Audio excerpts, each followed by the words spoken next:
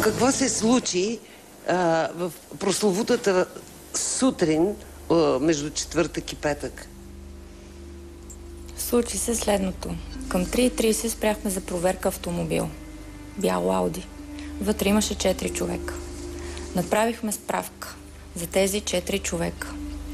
Оказа се, че 2 от тях, мъжете, имат регистрация в масивите на МВР и имаше и лице от женски пол, което също имаше такива регистрации. За какви криминални деяния те имаха присъствие в масивите на МВР? Ако това не е тайна, разбира се. 2 момчета имаха регистрация за грабежи, за кражба, за хулиганство и за противозаконни отнемания.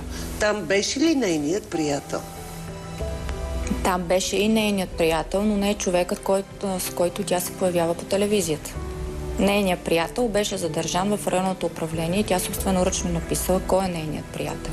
Тя е посочила име. Не този, с когото се Не този, с когото тя се показва по телевизията. Този, който беше задържан, е задържан за проверка заради стари престъпления. Точно криминал. така, да. И това е нейният приятел. И това е нейният приятел. А този, който се появява по телевизията, не е нейният приятел. Ако можем да кажем кой е гадже, да, този, с когото тя се появява по телевизията, не е нейно гадже. А когато направихте проверка в информационните масиви на МВР, там името Борислава Латинова присъстваше ли? Да, присъстваше като извършител на кражба, за което е наложено административно наказание. Толкова. Нищо повече от нищо това. повече от това. Не е имало разследване, но глоба е имало. Така разбираме. Да, точно така. Но защо се наложи да спрете това бяло Ауди? Наложи се, защото същия ден беше станало тежко криминално престъпление и по принципа тези автомобили Ауди, определени видове марки, между които и Аудито, точно този модел, се задават на инструктаж. Защото обикновено се използват от... Използват се точно така от различни хора за различни деяния. Затова, съвпадайки тежкото престъпление и самата марка, просто си беше задължително да ги спрем. Имаше определено допълнителна заповед, която точно това казва. Трябва да бъдем особено внимателни точно в този ден и всички коли от тези модели и марки да бъдат спирани за проверка. Как протече самата проверка?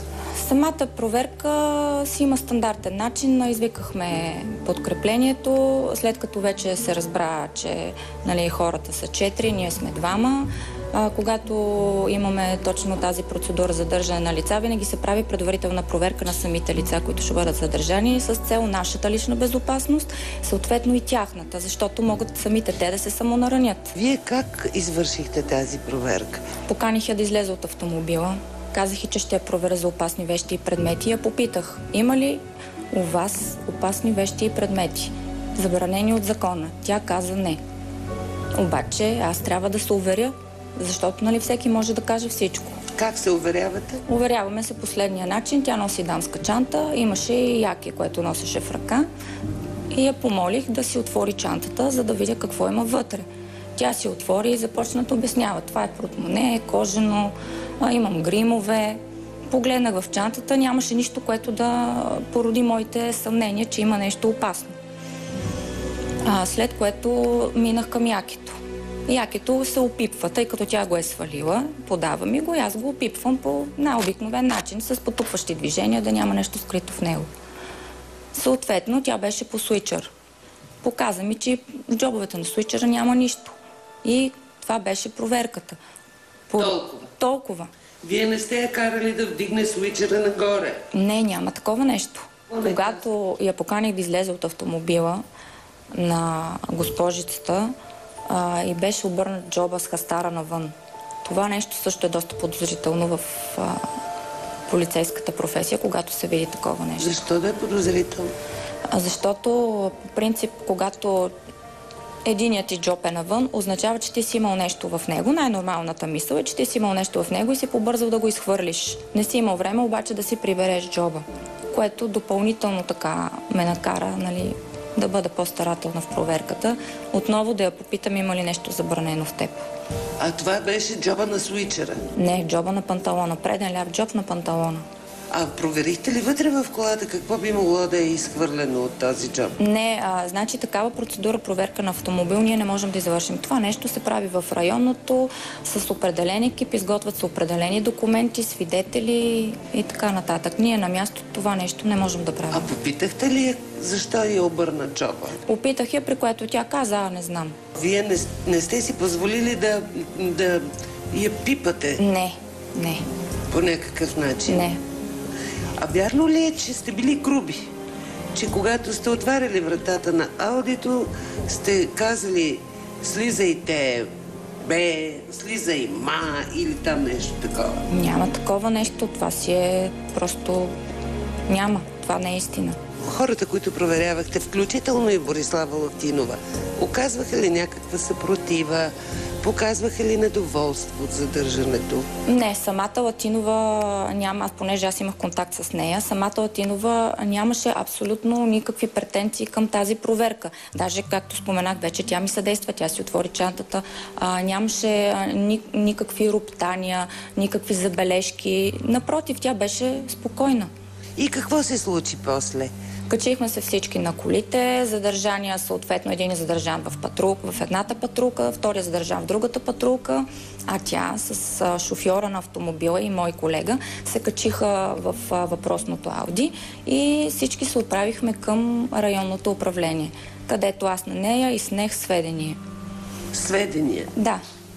Можете ли да ми покажете това сведение? То може ли да бъде прочетено? Да, може. Може да се види, че тя собственоръчно е написала определени неща и най-важното, че за верността се е подписала. А в това сведение пише ли това, което после беше разказвано по телевизиите? Не, в това сведение не пише нищо подобно. Описано е само как сте... Описано е само горе-долу отрязъка от време, което нас ни интересува, в случая къде е била, с кого е била, какво са правили, откъде се познават. Стандартни въпроси. Възможно ли е да не е написала в сведението какво се е случило от страх? Няма как това нещо да е написано от страх, тъй като се оказва, че тя е прекалено спокойна, за да може да се каже, че има някакъв страх. Тоест човек, ако се страхува, не може да бъде толкова спокоен, дори бих казала весел. По средата на сведението тя самата ме погледна, аз седях до тях, докато те пишеха, тя ме погледна и ме попита, това нещо ще стигне ли до баща ми. Аз си казах, че няма как да стигне, защото това се използва само за служебна информация, при което тя каза, защото ме е страх, че може нещо да ми се случи, ако той научи. Тоест ще има някакви последствия за мен, ако той разбере къде съм била, да, и с кого. А вие знаехте ли кой е изобщо Христо Латинов в този момент? Нямах представа. Не бяхте чували това? Не бях чувала за него. Вие от колко време сте полицаи? От 5 месеца. 5 месеца? Да. Преди това какво сте работили? Преди това съм била графичен дизайнер в рекламна агенция. Защо решихте да станете полицай? Идва момент в живота на човек, когато решава да поеме по друг път. Но това е осъзнато решение. Осъзнато е, все пак съм на 38 години. Омъжена ли сте? Не. Има ли този ваш избор отношение към въпроса за доброто и злото? Има отношение, да. Това е осъзнат житейски избор. Точно така. Всяка една дума, която съм казала на клетвата, която съм положила в школата, за първоначална професионална подготовка истина, почувствала съм я и за това съм я казала. Аз съм доказала, че казвам истина. Точно за това се явих на този детектор на лъжата и съм готова да се подложа на всяка последваща процедура за изясняване на ситуацията, като съответно надявам се, че от срещната страна би направила същото.